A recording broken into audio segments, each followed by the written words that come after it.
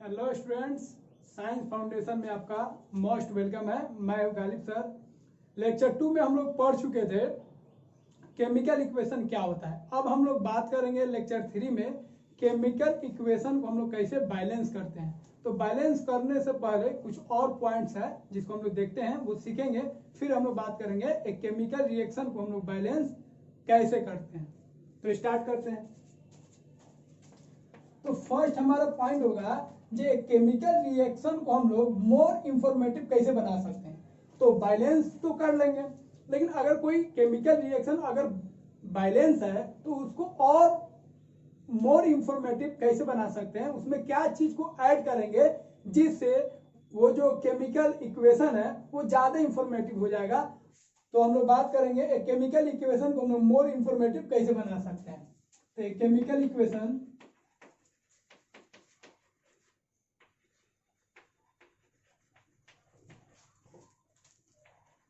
may be more informative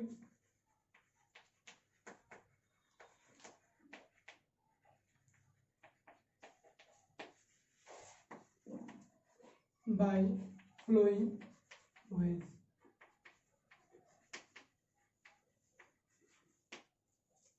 तो कुछ तरीका होता है जिसको हम लोग यूज करके किसी भी केमिकल इक्वेशन को मोर इंफॉर्मेटिव हम लोग बना सकते हैं। कौन कौन होता है हम लोग बात करते हैं। फर्स्ट हम लोग बात करेंगे किसी केमिकल इक्वेशन के रिएक्टेंट और प्रोडक्ट का स्टेट को लिखना है।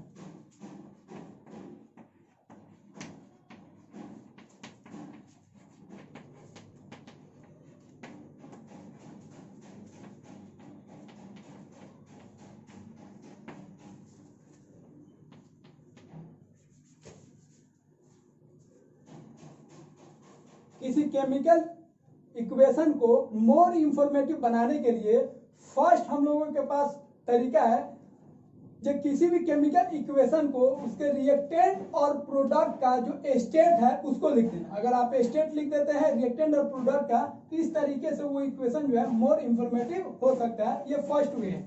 जैसे अगर किसी रिएक्टेंट में सॉलिड कोई रिएक्टेंट है तो उसको एस से रिप्रेजेंट करेंगे, अगर लिक्विड है तो एल से रिप्रेजेंट करेंगे, अगर कोई रिएक्टेंट या प्रोडक्ट गैसियस स्टेट में है तो जी से रिप्रेजेंट करेंगे, अगर एक्वा सॉल्यूशन में है, वाटर अगर सॉल्वेंट होगा सॉल्यूशन में तो उसको हम लोग ए क्यू से रिप्रेजेंट करेंगे, मतलब एक्वा सॉल्यूशन। और अगर इवोल्यूशन ऑफ गैस होगा, गैस अगर रिलीज कर रहा होगा तो उसको ऑफ एरो से डिनोट करेंगे।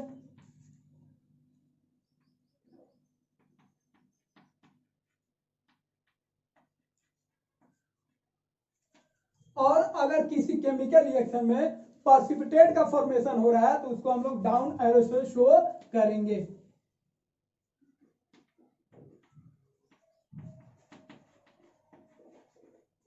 Formation of precipitate. तो इस तरह एक केमिकल रिएक्शन को मोर इंफॉर्मेटिव बनाने के लिए फर्स्ट जो तरीका है, किसी भी केमिकल रिएक्शन में जो रिएक्टेंट है और प्रोडक्ट है उसका फिजिकल स्टेट को लिखना है। सॉलिड है तो एस लिखना, लिक्विड है तो एल लिखना, गैसियस स्टेट में है तो जी लिखना, एक्वा सॉल्यूशन में है अगर तो ए क्यू लिखना, गैस अगर रिलीज हो रहा है तो ऑफ एरो से डिनोट करना, और अगर फॉर्मेशन ऑफ प्रेसिपिटेट अगर बन रहा है उस केमिकल रिएक्शन में तो उसको डाउन एरो से शो करना। तो इस तरीके से हम लोग शो कर सकते हैं। फर्स्ट हो गया। अब सेकेंड का बात करते हैं। अब सेकेंड होता है एक्सचेंज ऑफ एनर्जी।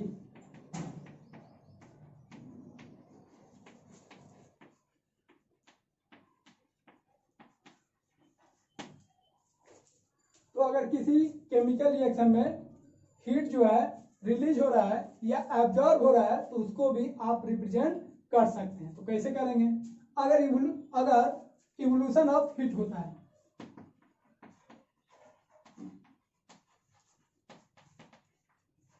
तो अगर हीट अगर रिलीज होता है तो उसको कैसे लिखेंगे।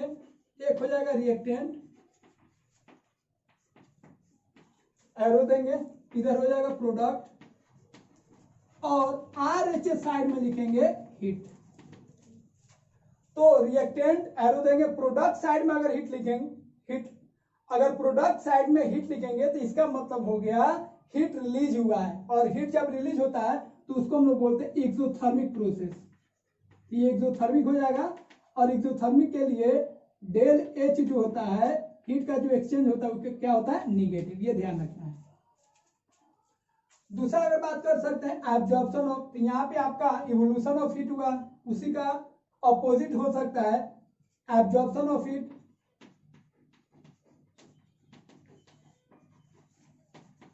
अगर किसी केमिकल रिएक्शन में हीट का एब्जॉर्प्शन हुआ, हीट अगर एब्जॉर्ब किया गया तो उसको भी आप लिख सकते हैं, तो उसको लिखेंगे रिएक्टेंट साइड। रिएक्टेंट हो गया, प्लस लिखेंगे हीट, एरो देंगे, और ये बन गया आपका प्रोडक्ट।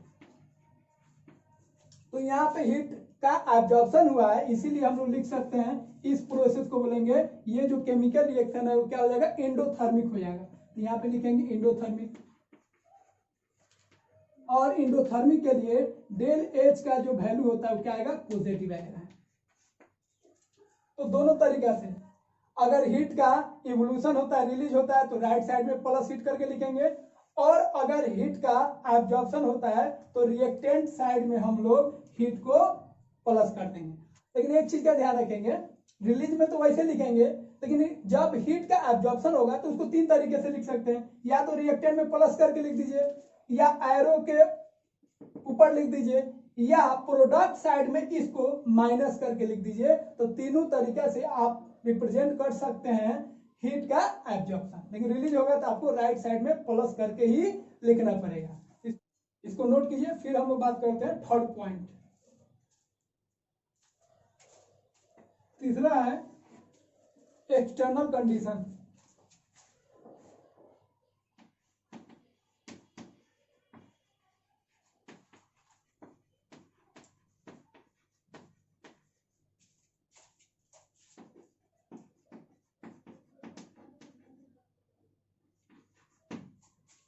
अब एक्सटर्नल कंडीशन का मतलब क्या होगा, तो बहुत सारे ऐसे रिएक्शन होते हैं जिसमें एक फिक्स्ड टेम्परेचर होता है, एक फिक्स्ड प्रेशर होता है, और कैटालिस्ट का भी यूज उसमें होता है। तो जब किसी केमिकल रिएक्शन में एक फिक्स्ड टेम्परेचर यूज किया गया हो, या एक फिक्स्ड प्रेशर पे वो केमिकल रिएक्शन हो रहा हो, या किसी कैटालिस्ट का अगर यूज हुआ हो, तो उसको आपको मेंशन करना पड़ेगा। जैसे एक एग्जांपल देखते हैं, अमोनिया अगर आप बनाते हैं N2 प्लस H2 से क्या बना, NH3, इसको हम लोग क्या बोलते हैं, अमोनिया। नाइट्रोजन भी गैसियस स्टेट में है, हाइड्रोजन भी गैसियस स्टेट में है, और अमोनिया जो बना वो भी गैसियस स्टेट में। लेकिन यहाँ पे ध्यान रखेंगे, ये जो रिएक्शन होता है ये रिवर्सेबल होता है, मतलब रिएक्टेंट से प्रोडक्ट भी बनता है और प्रोडक्ट से रिएक्टेंट भी बनता है।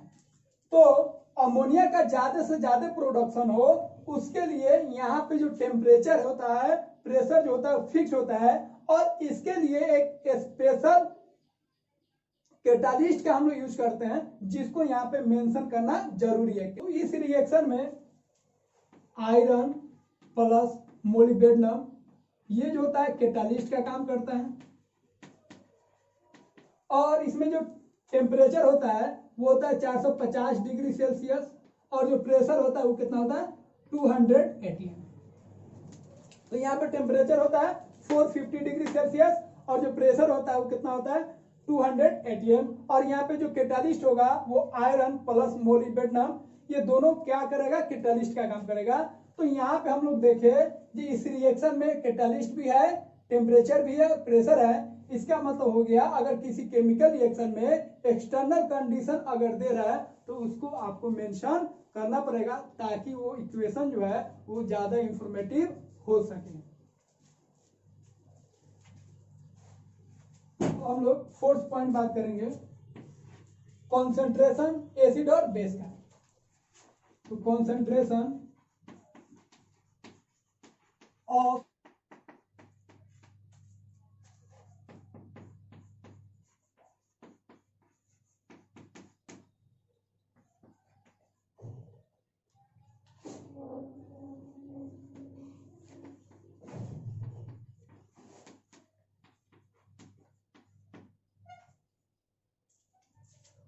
अगर किसी केमिकल इक्वेशन में अगर एसिड है और बेस है तो उसके कॉन्सेंट्रेशन को भी आपको एक्सप्रेस करना पड़ेगा कॉन्सेंट्रेशन को भी मेंशन करना पड़ेगा। अब वो एसिड जो है, बेस जो है, दो तरीके से उसको एक्सप्रेस कर सकते हैं, डाइल्यूट है कि वो कॉन्सेंट्रेटेड है। तो अगर डाइल्यूट होगा तो आपको लिखना पड़ेगा DIL डॉट लिख दीजिए, और कॉन्सेंट्रेटेड होगा तो आपको लिखना पड़ेगा इसका शॉर्ट फॉर्म CONC। तो आपको मेंशन करना पड़ेगा जो वो एसिड या बेस जो है डाइल्यूट है कि कॉन्सेंट्रेटेड है, ताकि इससे जो आपका इक्वेशन जो होगा वो मोर इंफॉर्मेटिव हो जाएगा और ये क्लियर हो जाएगा वो एसिड और बेस का कौन सा कॉन्सेंट्रेशन आप लिए हैं, डाइल्यूट लिए हैं कि आप कॉन्सेंट्रेटेड लिए हैं। जैसे हम लोग बार बार सुनते हैं डाइल्यूट एसिड, कॉन्सेंट्रेटेड एसिड, तो उस तरह आपको लिखना पड़ेगा डाइल्यूट है कि कॉन्सेंट्रेटेड है। इस तरह एसिड का लिखेंगे उसी तरह बेस के लिए भी लिखेंगे, और ये आपका सॉलिड होगा। तो यहाँ पे ये जो हाइड्रोक्लोरिक एसिड है इसका आपको कॉन्सेंट्रेशन लिखना पड़ेगा। तो यहाँ पे जो हाइड्रोक्लोरिक एसिड यूज करते हैं वो डाइल्यूट फॉर्म में होता है, इसीलिए इसको लिखेंगे डाइल्यूट। तो इस तरीके से ये इक्वेशन जो है मोर इंफॉर्मेटिव हो गया, क्योंकि हम लोग हाइड्रोक्लोरिक एसिड का लिख दिए डाइल्यूट फॉर्म में। अगर कॉन्सेंट्रेटेड रहेगा तो कॉन्सेंट्रेट लिखेंगे। अब बेस के लिए भी उसी तरीके से हम लोग लिख सकते हैं। तो हम लोग सीख गए एक केमिकल इक्वेशन को हम लोग मोर इंफॉर्मेटिव कैसे बना सकते हैं। तो 4 तरीके से हम लोग एक केमिकल इक्वेशन को मोर इंफॉर्मेटिव बना सकते हैं। जैसे अगर कोई बैलेंस केमिकल इक्वेशन का जो रिएक्टेंट है और प्रोडक्ट है उसके फिजिकल स्टेट को लिखकर उस इक्वेशन को आप मोर इंफॉर्मेटिव बना सकते हैं। दूसरा तरीका क्या है? तो दूसरा तरीका ये है, अगर कोई केमिकल रिएक्शन दिया है और उसमें अगर हीट रिलीज हो रहा है या हीट एब्जॉर्ब हो रहा है तो उसको भी मेंशन करके आप इक्वेशन को मोर इंफॉर्मेटिव बना सकते हैं। तीसरा तरीका है, अगर कोई केमिकल इक्वेशन दिया है और उसमें अगर एक्सटर्नल कंडीशन यूज हो रहा है, लाइक उसमें एक फिक्स टेम्परेचर पे, फिक्स प्रेशर पे या कैटालिस्ट का यूज हो रहा है, तो आप तीनों को मेंशन करके, एक्सटर्नल कंडीशन को मेंशन करके आप उस इक्वेशन को और भी इंफॉर्मेटिव बना सकते हैं। 4 नंबर पॉइंट है, अगर किसी केमिकल रिएक्शन में अगर एसिड है या बेस है तो आप एसिड और बेस का कॉन्सेंट्रेशन को लिखकर, मतलब वो एसिड और बेस जो है डाइल्यूट फॉर्म में है कि कॉन्सेंट्रेटेड फॉर्म में, उसको लिखकर आप उस इक्वेशन को और मोर इंफॉर्मेटिव बना सकते हैं। तो इस तरीके से हम लोग किसी बैलेंस केमिकल इक्वेशन को मोर इंफॉर्मेटिव बना सकते हैं। अब ये तो हो गया किसी केमिकल इक्वेशन को मोर इंफॉर्मेटिव बनाना। अब हम लोग बात करेंगे एक बैलेंस केमिकल इक्वेशन क्या क्या इंफॉर्मेशन देता है। तो हम लोग जान चुके हैं एक बैलेंस्ड केमिकल इक्वेशन क्या होता है और एक अनबैलेंस्ड केमिकल इक्वेशन, या उसी को बोलते हैं स्केलेटन इक्वेशन, दोनों में क्या फर्क होता है। तो अनबैलेंस्ड केमिकल इक्वेशन का कोई सिग्निफिकेंस नहीं होता है, कोई उसे इंफॉर्मेशन नहीं मिलेगा। बट अगर कोई केमिकल रिएक्शन बैलेंस है तो उसे बहुत सारे इंफॉर्मेशन आप ले सकते हैं। तो हम लोग बात करेंगे कौन कौन सा इंफॉर्मेशन हम लोग को मिल सकता है।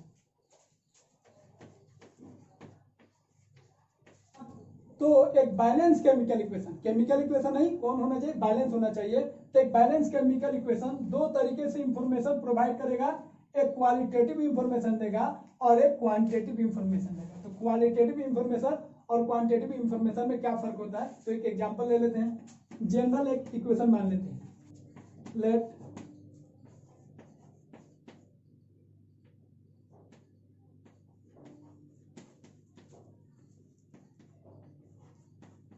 तो यह एक जनरल इक्वेशन हो गया जहां पे रिएक्टेंट 2 लिए, प्रोडक्ट भी 2 लिए। अब यहां पे ध्यान दीजिए, ए और बी जो है रिएक्टेंट है और सी और डी जो है प्रोडक्ट है। लेकिन कोई भी केमिकल रिएक्शन अगर आप लिखते हैं तो किसी भी केमिकल इक्वेशन में देखिएगा आप, जो रिएक्टेंट है, जो भी आपको एलिमेंट या कंपाउंड होगा, उससे पहले कुछ इंटीजर होता है। वो integer A B C D हम जनरल मान लिए। अब ए बी सी डी जो इंटीजर है, जैसे यहाँ पे अगर मान लीजिए O2 होगा तो O2 से पहले कुछ होगा, 1 हो सकता है, 2 हो सकता है, कोई भी इंटीजर हो सकता है। तो यहाँ पे ए बी सी डी को जो इंटीजर है उसको हम लोग बोलते हैं, क्या बोलते हैं, स्टोइसियोमेट्रिक कोफिशिएंट, स्टोइसियोमेट्रिक कोफिशिएंट।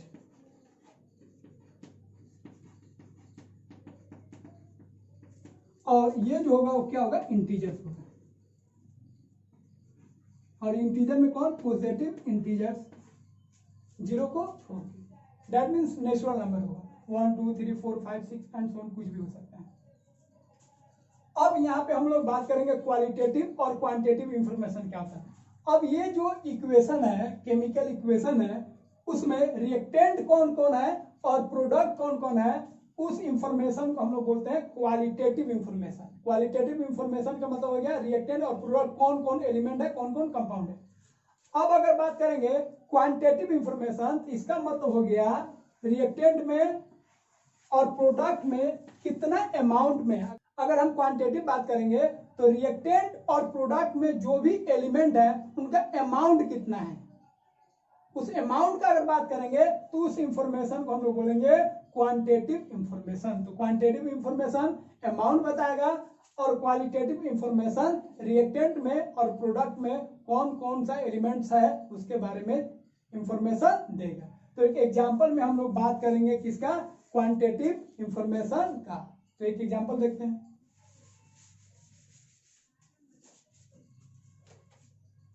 जैसे एक एग्जांपल देखिए, अमोनिया बनाते हैं,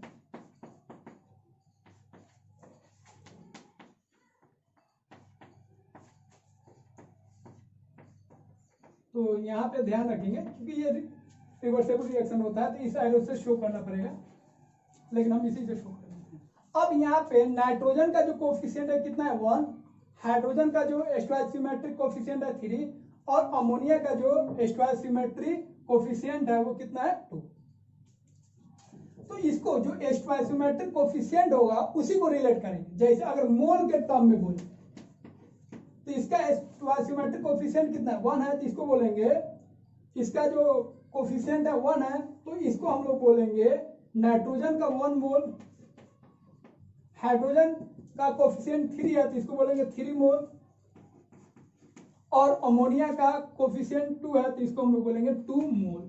तो इस तरह अगर इस इक्वेशन को मोल के टर्म में अगर हम बोले तो बोल सकते हैं नाइट्रोजन का 1 मोल, हाइड्रोजन का 3 मोल रिएक्ट करके अमोनिया का 2 मोल का फॉर्मेशन करता है। अगर इसी को हम लोग वेट के टर्म में या मास के टर्म में बोले तो भी बोल सकते हैं।